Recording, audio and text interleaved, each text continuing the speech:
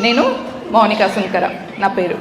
నేను బీటెక్ చేసిన తర్వాత యుఎస్ వెళ్ళిన తర్వాత అక్కడ నేను మన ఇండియా కన్నా అక్కడ బాగుంది కదా, మంచిగా జీన్స్ వేసుకోవచ్చు, షార్ట్స్ వేసుకోవచ్చు, యో ఎంజాయ్ చేయొచ్చు అనుకున్నాను అనమాట. ఆ మమ్మీ అయితే ఇక్కడ ఇది చేయొద్దు అది చేయొద్దు అని చెప్తుంది, అత్తమ్మ అయితే ఇట్లా ఉండాలని చెప్తుంది అని ఎంజాయ్ చేద్దాం అనుకున్నాను.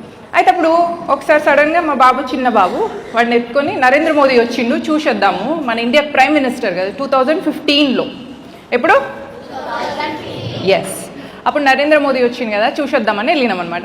ఆయన ఇట్లా వెళ్తుంటే అక్కడి నుంచి బాయ్ చెప్పాడు. మా బాబు చిన్నోడు కదా, వాడు కూడా ఇట్లా బాయ్ చెప్పిండు. చెప్తే ఆయన కూడా బాయ్ చెప్పిండు. చెప్పిన తర్వాత ఆయన స్పీచ్ చెప్పిండు అనమాట. అక్కడ స్పీచ్లో ఏమని చెప్పిండంటే, ఇంజనీరింగ్ నేను ఎక్కడ చదువుకున్నా, ఇక్కడ ఇండియాలో హైదరాబాద్లో చదువుకొని నేను అమెరికా వెళ్ళిపోయినా. అయితే నేను ఇక్కడ చదువుకుంటే నా నాలెడ్జ్ అంతా ఎక్కడి నుంచి తీసుకున్నా, నేను ఇండియా నుంచి తీసుకున్నా. కానీ సర్వీస్ ఎక్కడ ఇస్తున్నా, తప్పు కదా, అవునా కదా? ఒకవేళ అమెరికాలో ఏదైనా వార్ అయిందనుకో, అమెరికా ఉన్న దాని పక్కన కెనడా అని ఇంకొక కంట్రీ ఉంటుంది, వాళ్ళిద్దరు వార్ అయిందనుకో, ఇప్పుడు అప్పుడప్పుడు మనకి మొన్న ఇండియా పాకిస్తాన్ ఆపరేషన్ సింధూర్ అయింది కదా, అట్లా అయిందనుకో, అప్పుడు నేను అక్కడ ఉండి అమెరికా కోసం ఫైట్ చేస్తానా వచ్చేస్తానా? ఎందుకు? Because this is my country. ఎంత గలీజ్గా అట్లా ఉంటారా? అంటే అక్కడ వార్ అయితే వదిలేస్తా, అక్కడ బాగుంటే వెళ్ళిపోతా, తప్పు కదా? కాబట్టి అట్లా ఉండొద్దు అని చెప్పేసి నేను అమెరికా వదిలేసి భారతదేశం వచ్చేసిన. ఇక్కడ ఏం లేకున్నా మంచిదే, అక్కడనేమో 5 lakhs శాలరీ వచ్చింది, ఇక్కడ 50,000 శాలరీ వచ్చినా చాలు అని వచ్చేసిన. ఎందుకు వచ్చినా? ఎస్, మన కంట్రీ, మన దేశం. అట్లనే ఇంకొకటి ఉంటుంది, మన ధర్మం. ధర్మం అంటే మనం ఎవరు? హిందూ అంటే ముస్లిం క్రిస్టియన్ కాని వాళ్ళు హిందూస్. ఇప్పుడు ఎవరైనా నువ్వు ముస్లిం క్రిస్టియన్ అని వాళ్ళు చెప్తారు కదా, కాకుండా ఉన్నది ఎవరు? హిందూస్. అసలు యాక్చువల్లీ వాళ్ళు కూడా ముస్లిమ్స్ క్రిస్టియన్స్ కదా, వాళ్ళందరూ వాళ్ళ తాతలు వాళ్ళందరూ హిందూస్, వాళ్ళు కన్వర్ట్ అయిపోయారు. మనం స్ట్రాంగ్గా ఉన్నాం, అవునా?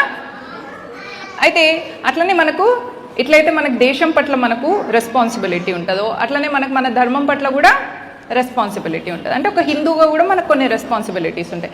ఆ రెస్పాన్సిబిలిటీస్ బాయ్స్ కంటే ఎక్కువ గర్ల్స్కి ఉంటాయి. ఎట్లా చెప్పండి? ఇప్పుడు నేను గర్ల్ కదా, సో నాకు మ్యారేజ్ అయింది, ఎట్లా చెప్తున్నారు మీరు? నల్ల పూసలు వేసుకున్న, తలకు మట్టెలు ఉన్నాయి. ఒక బాయ్ ఉందనుకోండి, వాళ్ళని చూస్తే మనకు తెలుస్తుందా మ్యారేజ్ అయిందా కాలేదా? మ్యారేజ్ అయిన వాళ్ళు ఒకటేలా ఉంటారు, మ్యారేజ్ కాని వాళ్ళు ఒకటేలా. అయితే ఈ మట్టెలు, ఈ పుస్తలు, వీటిని ఏమంటారంటే కల్చర్ అంటారు. ఏమంటారు? కల్చర్ని ఫార్వర్డ్ తీసుకెళ్ళేది ఎవరు? Women, girls. అమ్మమ్మ నల్ల పూసలు మట్టెలు వేసుకుంది, మళ్ళీ అమ్మ వేసుకుంది, రేపు మళ్ళీ మనకు పెళ్ళైనాక మనం కూడా వేసుకోవాలి, అవునా? సో దీన్ని కల్చర్ని ముందుకు తీసుకెళ్ళేది ఎవరు? మనం కాబట్టి పిల్లలకి కల్చర్ నేర్పించేది ఎవరు? కాబట్టి కల్చర్ని ఫస్ట్ తెలుసుకోవాల్సింది ఎవరు అంటే గర్ల్స్. ఆడవాళ్ళు కల్చర్ని తెలుసుకోవాలి. మీకు కల్చర్ నాన్న నేర్పిస్తాడా, అమ్మ నేర్పిస్తుందా? అట్లా. సో అమ్మ ఎంత కష్టపడి మీకోసం ఏం చేస్తుంది అనేది మీకు ఎప్పుడు తెలుస్తుంది అంటే రేపు మీరు అమ్మ అయినాక తెలుస్తుంది. అప్పటి వరకు తెలియదు. అప్పటి వరకు అమ్మ చెప్పిన మాట వినబుద్దే కాదు. ఒక బేబీ అయిన తర్వాత అప్పుడు తెలుస్తుంది, అరే అమ్మ ఎంత బాగా చెప్పింది, అమ్మ కరెక్ట్. ఇంకొకటి నాన్న మన కోసం చాలా కష్టపడి మనకు స్కూల్ ఫీజు కానీ, మనకు డ్రెస్సెస్ కానీ, మనకు అన్నీ అరేంజ్ చేసేది నాన్న కదా. అయితే మనకు పెళ్ళైన తర్వాత హస్బెండ్ వస్తాడు. నాన్న ఇంపార్టెంటా, హస్బెండ్ ఇంపార్టెంటా? మరి పెళ్ళి ఎందుకు చేసుకుంటున్నారు? మరి పెళ్ళి చేసుకోరా? మీరు పెళ్ళి చేసుకోకుండా, మమ్మీ పెళ్ళి చేసుకోకుండా మీరు ఎక్కడి నుంచి వచ్చిందా? ఇప్పుడు చెప్పండి, నాన్న ఇంపార్టెంటా, హస్బెండ్ ఇంపార్టెంటా? అట్లా చెప్పడం కాదు. ఇప్పుడు మమ్మీ పెళ్ళి చేసుకునేసరికి, మమ్మీ వాళ్ళ నాన్నను వదిలేసి వచ్చేసరికే కదా మీరు వచ్చిండ్రు. మరి ఇప్పుడు చెప్పండి, హస్బెండ్ ఇంపార్టెంట్. నేను చెప్పనా? నాన్న ఓకే చెప్పిన హస్బెండ్ ఇంపార్టెంట్. నాన్నకి ఇష్టం లేకుండా పెళ్ళి చేసుకుంటే ఆ హస్బెండ్ వేస్ట్, ఆ అమ్మాయి వేస్ట్, అవునా? అట్లా. కాబట్టి మనకు కొన్ని రెస్పాన్సిబిలిటీస్ ఉంటాయి. కొన్ని బాధ్యతలు ఉంటాయి. ఇప్పుడు మీరు స్కూల్కి వెళ్ళిండ్రు, యూనిఫామ్ వేసుకెళ్ళడం అనేది మీ duty, it's your duty. Okay, and ఆ స్కూల్ని నీట్గా ఉంచుకోవడం ఈజ్ యువర్ రెస్పాన్సిబిలిటీ.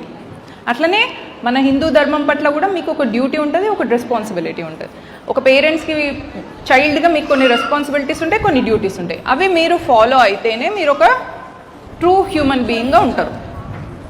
ఎప్పుడు మనం ఇంకొకరితోని కంపారిజన్లో, ఆ కాంపిటీషన్లో ఉండొద్దు, ఆ వార్ కాంపిటీషన్లో ఉండదు. ఆమెకు ఎక్కువ డ్రెస్సులు ఉన్నాయి, నాకు కావాలి. ఆమెకు ఎక్కువ చీరలు ఉన్నాయి, నాకు చీరలు కావాలి. ఆమెకు ఎక్కువ ఉన్నాయి, నాకు ఎక్కువ కావాలి. ఇట్లాంటి కాంపిటీషన్లో ఫూల్స్ ఉంటారు. ఎవరుంటారు? ఫూల్స్ ఉంటారు.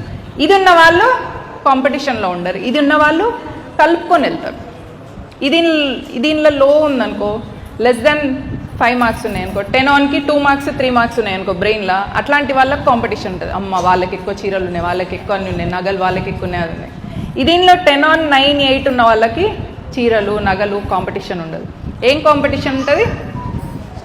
ఒక ఐడియాలజీ ఉంటుంది. ఐడియాలజీ అంటే ఏంటిది? ఒక దేశం పట్ల, మన ధర్మం పట్ల, మన హిందూ సమాజం పట్ల మనకు ఉండాల్సిన బాధ్యతే ఐడియాలజీ. అర్థమైందా?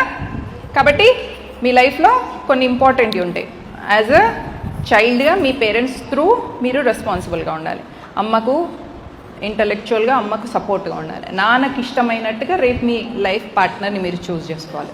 నెక్స్ట్, ఒక హిందూగా మీకు కొన్ని బాధ్యతలు ఉంటాయి, వాటిని మీరు చూడాలి. ఒక భారతీయుడిగా అంటే సిటిజన్ ఆఫ్ ఇండియాగా మీకు కొన్ని రెస్పాన్సిబిలిటీస్ ఉంటాయి, వాటిని మీరు ఫాలో కావాలి. ఫూలిష్ కాంపిటీషన్స్లో ఎప్పుడు పడొద్దు లైఫ్లో. వాళ్ళ డ్రెస్, వాళ్ళు బాగున్నారు నేను బాగాలేను, ఇది రాంగ్, టోటలీ రాంగ్. ఎవరు ఎట్లున్నారు అనేది కాదు, ఇది ఇంపార్టెంట్. దేన్ని గ్రో చేసుకోవాలి? బ్రెయిన్ ఎట్లా గ్రో అవుతుంది? By reading books, by reading books, by improving your knowledge. దాని మీద కాంపిటీషన్ పెట్టుకోవాలి. ఇప్పుడు నేను మీకు స్పీచ్ ఇచ్చిన కదా, మీరు మొన్న మౌనిక అక్క వచ్చింది, ఆమెలాగా నేను స్పీచ్ ఇస్తా, దీనిలో కాంపిటీషన్ పెట్టుకోవాలి. ఆమె ఏమేమైతే చెప్పిందో విషయాలు, అట్లా ఆమె కంటే ఎక్కువ విషయాలు నేను నేర్చుకుంటా, ఆమె కంటే ఎక్కువ విషయాలు నేను తెలుసుకుంటా అనే దానిలో కాంపిటీషన్ పెట్టుకోవాలి. అట్లా పెట్టుకుంటారా? You will be responsible towards your parents, you will be responsible towards your country, you will be responsible towards your ధర్మ. ఓకేనా? మన దేశం కోసం, మన ధర్మం కోసం మీరు నిలబడాలి. మీ ఫ్రెండ్స్ని కూడా, మీరు ఇక్కడికి వచ్చిండ్రు రాని వాళ్ళు ఉంటారు చూసిరా, వాళ్ళకు కూడా మీరు ఈ విషయాలు చెప్పాలి. ఏది ఫస్ట్ మనం ఇప్పుడు ఈ స్పీచ్లో తెలుసుకున్న విషయాలలో ఇంపార్టెంట్ ఏంటి?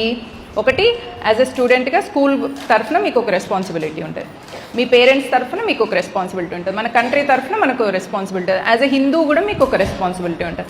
మెయిన్గా మీ లైఫ్ బాగుండాలి అంటే నేను ఇందాక చెప్పిన ఫార్ములా గుర్తుపెట్టుకోండి. ఏంటిది ఆ ఫార్ములా? నాన్న ఓకే చెప్పిన పార్ట్నర్, ఓకేనా? ఆ పార్ట్నర్ ఇంపార్టెంట్. నాన్నతో కలిసి డిసిషన్లో పార్టిసిపేట్ చేయాలి. ఏ వ్యక్తి మీకు లైఫ్ పార్ట్నర్ రావాలి అనేది నాన్నతో కలిసి డిసిషన్ తీసుకోవాలి. అర్థమైందా? ఇది మీరు తెలుసుకొని మీ ఫ్రెండ్స్కి కూడా చెప్పాలి. ఓకేనా? బాయ్స్ని చూసి ఎవరైనా బాయ్స్ వచ్చేసి మిమ్మల్ని బాగున్నారు అని మీకు లవ్ లెటర్ ఇవ్వగానే అయ్యో మనం బాగుంటాము, గర్ల్స్ అందరూ బాగుంటారు కదా, లంగావని వేసుకొని మంచిగా జడగట్టు వేసుకొని తయారైతే బాగుండరా? అందరం బాగుంటాం. అమ్మవారు గర్ల్స్ అందరినీ బ్యూటిఫుల్గా తయారు చేసింది. ఈ బ్యూటీ అని ఉంటుంది, ఈ బ్యూటీ అని ఉంటుంది. దీనికంటే కూడా ఇంటర్నల్ బ్యూటీని గ్రో చేసుకోవాలి, దీన్ని గ్రో చేసుకోవాలి. ఓకేనా? ఇవన్నీ విషయాలు మీరు మీ ఫ్రెండ్స్కి చెప్పాలి. చెప్తారా? ప్రామిసా? ఒక ప్రమాణం తీసుకుందామా? గుండె మీద చేయబెట్టండి. నేను నా దేశం కోసం, నా ధర్మం కోసం, నా హిందూ సమాజం కోసం, నా తల్లిదండ్రుల కోసం బాధ్యతగా ఉంటానని ప్రమాణం చేస్తున్నాను.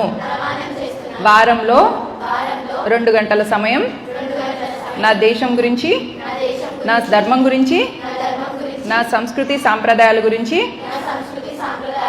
నేర్చుకుంటానని ప్రమాణం చేస్తున్నాను.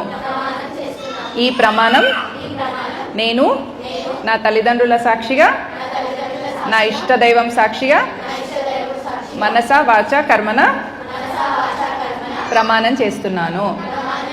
ప్రమాణం చేస్తున్నాను. ప్రమాణం చేస్తున్నాను. సో మీరు ఇప్పుడు ప్రామిస్ తీసుకున్నారు. మీరు ఆ ప్రామిస్ ఎవరికి ఇచ్చిండ్రు? భరతమాతకి ఇచ్చిండ్రు. ఓకే, భరతమాత సింహవాహిని భరతమాత అంటే దుర్గాదేవి అనమాట. మీరు దుర్గాదేవికి ప్రమాణం ఇచ్చి మీరు ఆ ప్రామిస్ని కాపాడుకుంటే ఆ దుర్గాదేవి పవర్ మీ లోపలికి వస్తుంది. ఓకేనా? అండ్ మీరు ఇప్పుడు నేర్చుకున్న విషయాలు మీ ఫ్రెండ్స్తో మీరు షేర్ చేసుకోవాలి. చేసుకుంటారా? చాలు, మరి ఇప్పుడు మీరు వెళ్ళొచ్చు.